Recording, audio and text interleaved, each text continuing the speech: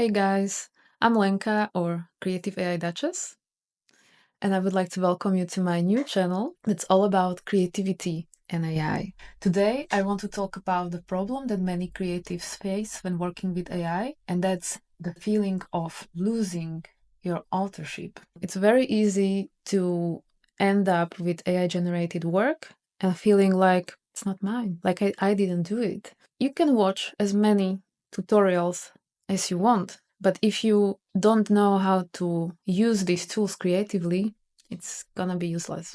How many of you struggle with generating something that you would be satisfied with? How many of you manage to get great results with AI? And how many of you end up frustrated because no matter what prompt you use, you're still getting very generic outcomes?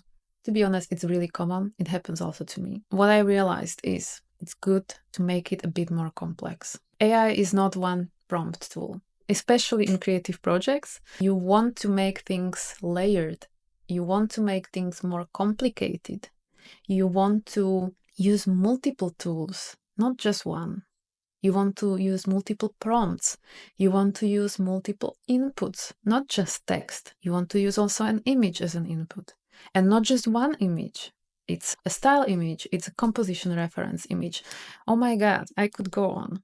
It's really crucial to learn how to think with AI tools, how to go a bit off-road, how to use them maybe differently, maybe a little bit outside of how they were designed to be used. I document every step and make sure that it's me who is steering the creative process and maintain my creative agency. In this video, I'm going to show you how I tackled this challenge. While designing the prizes for AI Awards 2024, you'll see how I combined a structured workflow with my intuitive decision making to maintain authorship throughout the process and essentially transforming AI from a frustration to a powerful co-creator. We will cover concept development, visual and verbal brainstorming, working with tools like MidJourney, Adobe Firefly, OpenArt, and crafting the final pieces in a material. So let's start with the concept.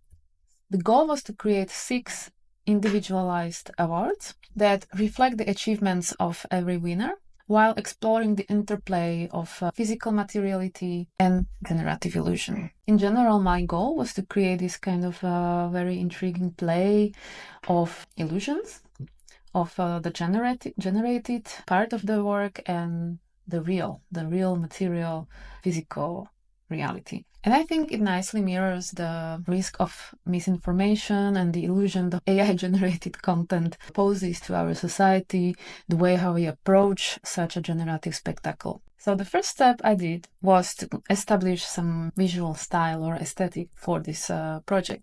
You know, in the old times, I would do this visual brainstorming with Google. And in this case, I was imagining something futuristic, glossy, fancy, maybe like holographic. I don't know, something spacey. So maybe I would Google holographic material. Look at that. Oh my God. Very interesting.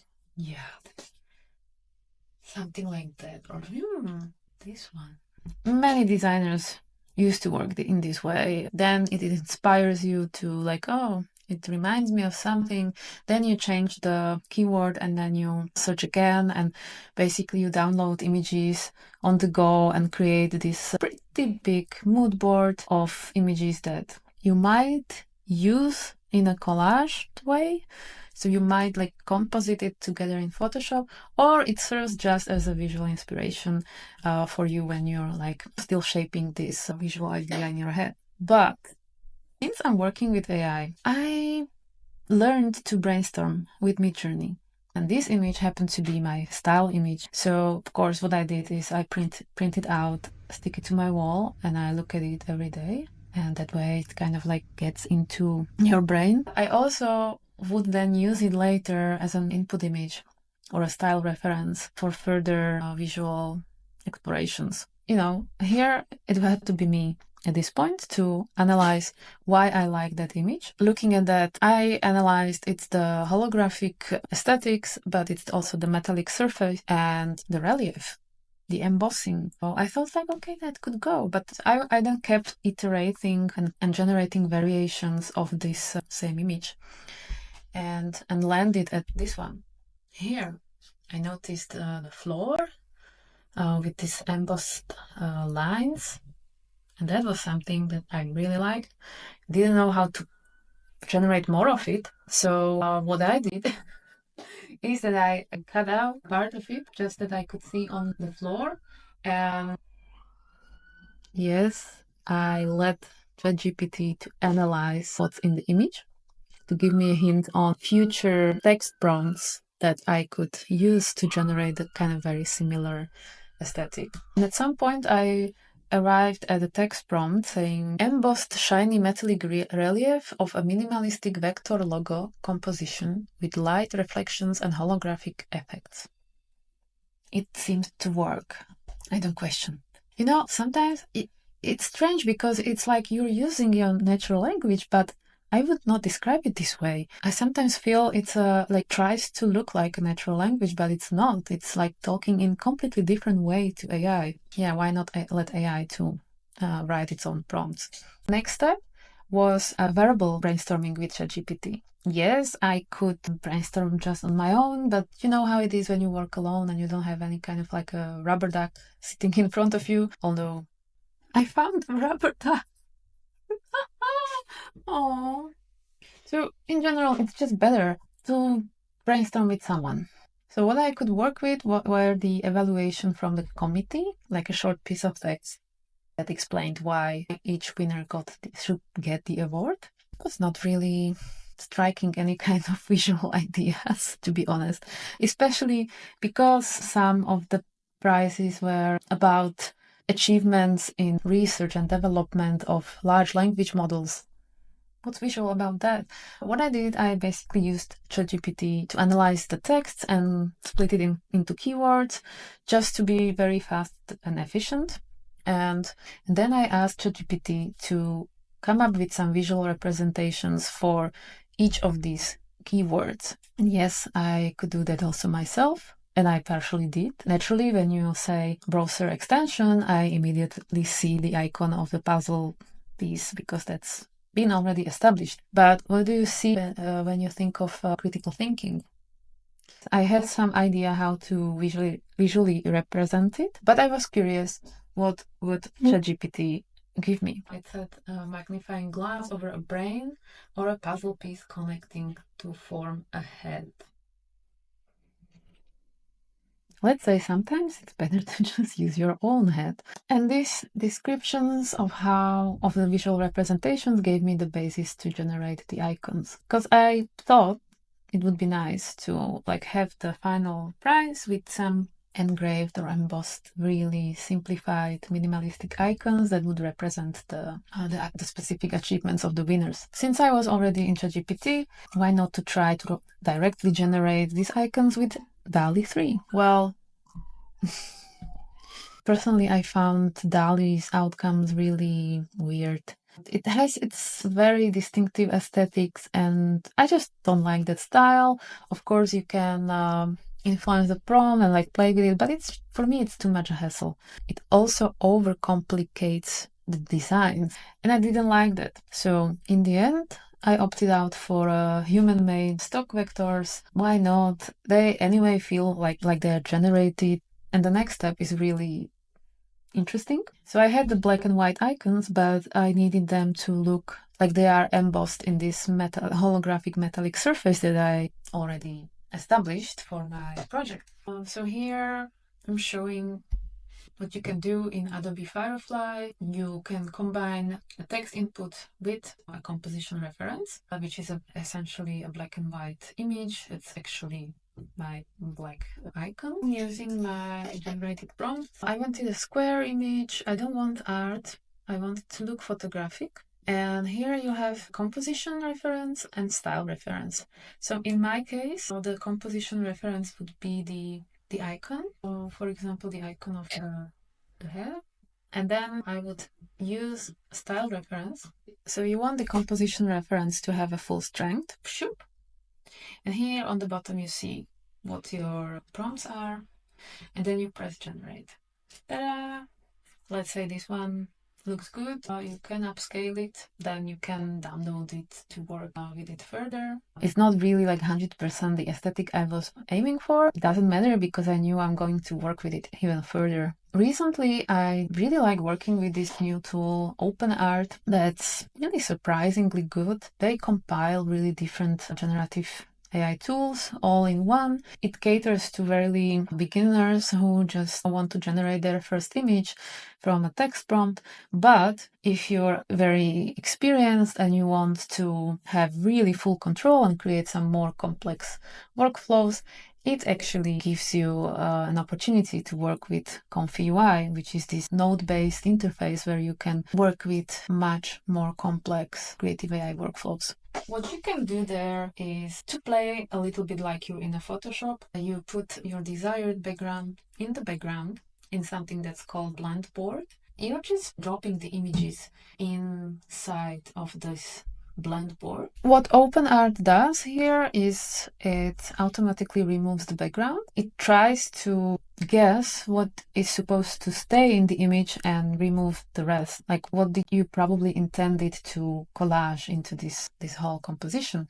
From my experience, it doesn't always work really well. Often it cuts some pieces out or it leaves very unpleasant and not nice details in.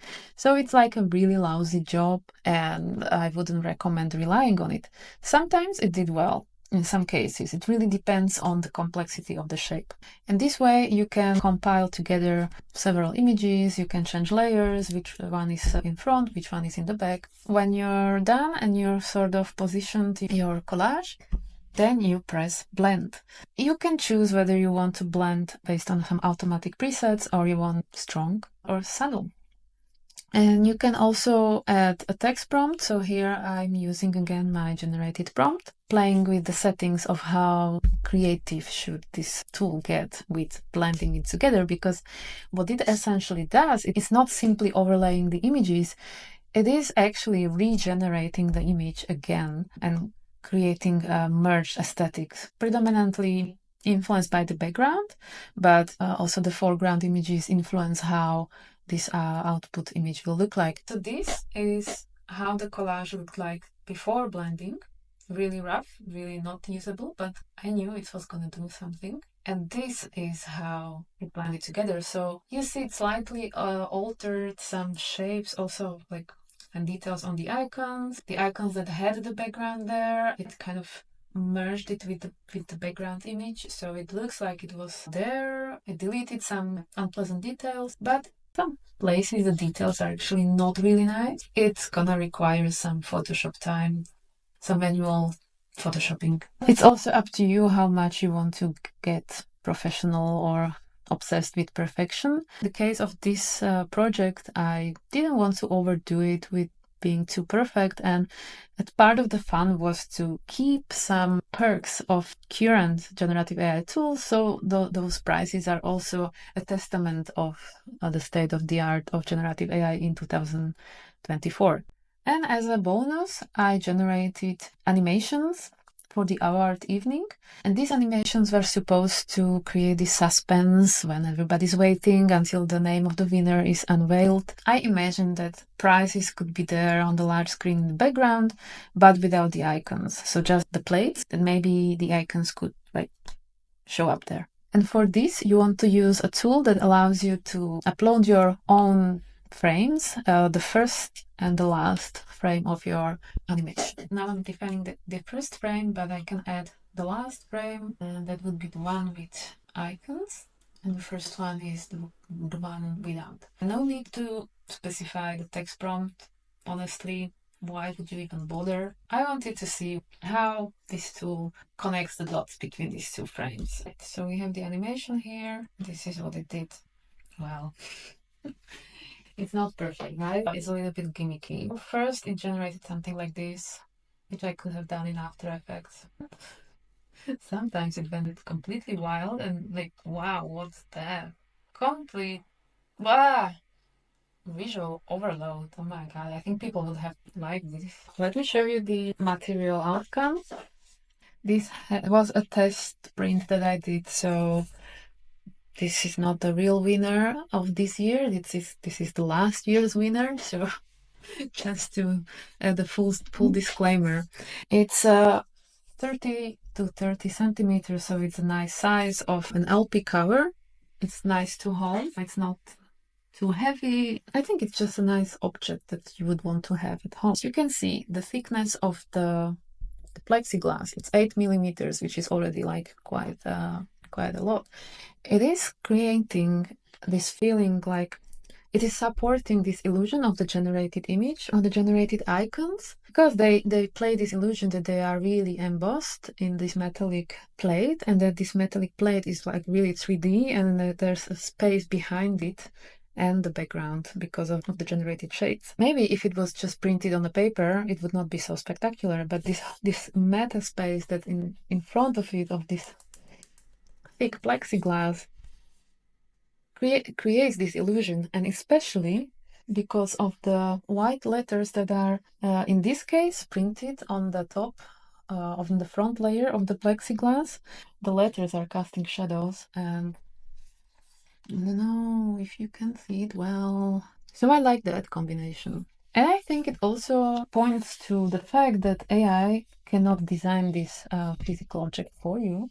It can give you maybe some suggestions based on the written knowledge it had in its training material, but AI lacks this embodied experience from our physical world. AI doesn't know how it feels to touch a glass. It doesn't know what's the difference between touching a glass and a plexiglass.